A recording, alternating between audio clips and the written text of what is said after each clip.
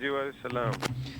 نو دا راته وایي چې جی دا تاسو آبایي ضلع کې خلک را پاسېدو او ډېره زبردسته کاروایي وشوه، امن دپاره مشترکه کاروایانې وشوې.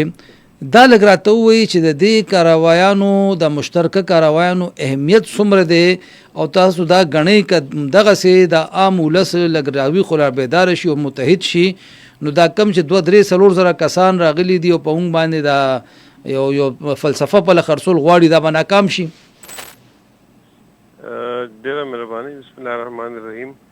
دې کې دا یو کاروایی خدا سے و چې پولیس باغ کله ورته وي دو بندو در راځي په ټاپ کې میلیټنټس او پولیس روان شو، نو سیویلینز او عوامو پولیسو سره ملاتړ وکړو او دی یو درې څلور ورځې مورچه کې پاتې شو او په هغه ځای کې پولیسو او دی په شریکه باندې میلیټنټس نه کسان مړه کړل او یو 2 سیویلین هم شهیدان شو. هغې هغه ځای نه لاړل، هغه ځای یې پرېښودو. او دویم چې کوم دی نو بیا یو دویم ځای افغانستان بارډر سره نږدې دی، په هغې کې د اف سی په چیک پوسټ باندې میلیټنټس شپې 8 بجې حمله وکړه او غالبا هغه چیک پوسټ چې ومنیو یو 3 کسان شهیدان کړل او 3 زخمیان شو. نو هغه سیویلین راووتل او هغه چیک پوسټ واپس قابو کې کوو، بیا هغه پوره علاقه کارډن اپ کړه. نو دا لکه داسې مطلب داسې د پلان لاندې دا کار نه دی شوی، دا به داسې هغه ایکسټمپور دا کار دی خلکو کړی دی. او دا د 2010-11 کې هم د دغې علاقې خلکو مطلب د میلیټنټس راتګ او د هغې انفلټریشن په دغې څه علاقو کې دې خلکو 2010-11 کې هم چې کوم میلیټنسي و نو په هغې کې هم خلکو دغلته د هغې راتګ چې دی نو هغه روکاو کړی و. عنایت صاحب دغه ډوک دره علاقه وه که نه جي؟ جی دغه ډوک دره علاقه وه که نه جي؟ نه ډوک دره مو براول کې هم دا کار شوی. براول کې یو ویلي د نصرت دره ورته وایي، په هغې کې 18-20 پولیس داسې وو چې هغه د میلیټنټس په نرغه کې راغلي وو، مقامي آبادۍ د هغو سره جنګ وکړو، هغه پولیس یې بچ کړل. زبردست. او دا لکه مخکې نه د دې د ریزسټنس یو دغه دی چې دی بهر نه انفلټریشن لکه نه دغه. او دویم دا چې په دې علاقه کې مطلب لوکل په میلیټنټس کې د لوکل خلکو پریزنس ډېر کم دی، یعنی ډېر معمولی حده پورې خلک وي په کلي کې نو به حیثیت مجموعي دلته د دې مقامي آبادۍ نه په میلیټنټس کې خلک نشته دی.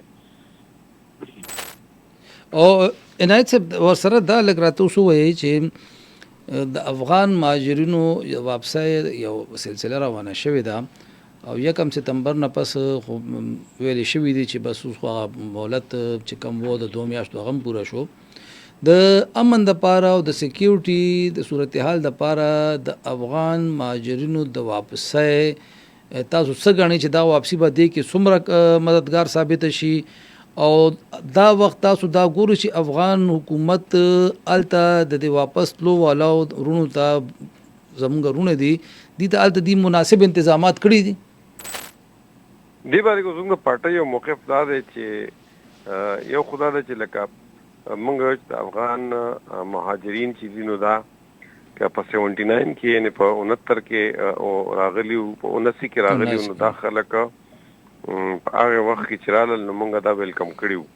موږ وایو چې دا پاکستان د حفاظت جنګ کوي او د هغې نه وروستو دا خلک دلته پاکستان کې پاتې شو، د دې بچي شو او دوی هغه 3rd جنریشن دی چې دی افغانستان لیدلی هم نه دی، نه سیکنډ هم نه دی، 3rd جنریشن نه دی رالوي شو او پاکستان په کوڅو کې لوی شو. ورځ یو سټوري راغله د ملکنډ بورډ باره کې چې هلته یو ماشومه ملکنډ بورډ کې پوزیشن هولډر د افغانۍ ده، هغه وایي چې اوس افغانستان ته لاړ شو نو هلته خو د جینکو په تعلیم پابندي ده، هلته به څه کوو. دا ټایپ یو ټراجیک سټوریز هم دي. نو دې وجې نه موږ دا ویل چې افغانان چونکې زموږ د ژبې رشته ده، د کلمې رشته هم ده، علاقایي دغه هم دی، نو دا داسې مطلب بغیر د څه میکانیزم نه لیږل نه دي پکار. افغانستان او پاکستان کې هسې تعلقات برابر دي، دې سره یو دې ته یو مؤثر میکانیزم جوړول پکار دي.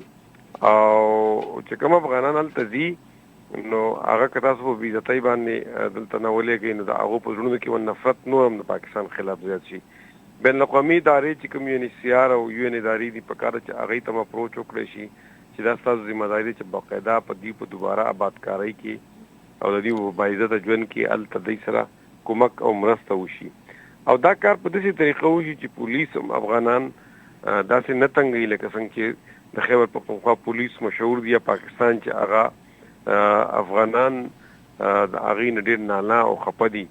امیګریشن حکام هم لکه په ریسپیکټبل طریقه باندې دا کار وکړي.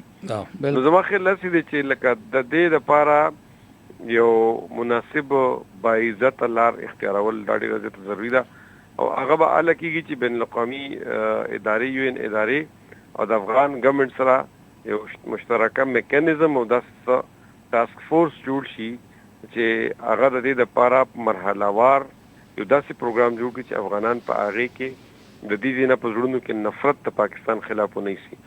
یاد لرک که د پاکستان نه په بیزتۍ باندې کوم خلک ووځي یا وتلي دي نو د پاکستان خلاف نفرت به په افغانستان په خاوره کې نور هم زیاتېږي او دا په مستقبل کې د پاکستان او د افغانستان په تعلقاتو په نارملایزیشن کې یو ډېر لوی خنډ او رکاوټ وي.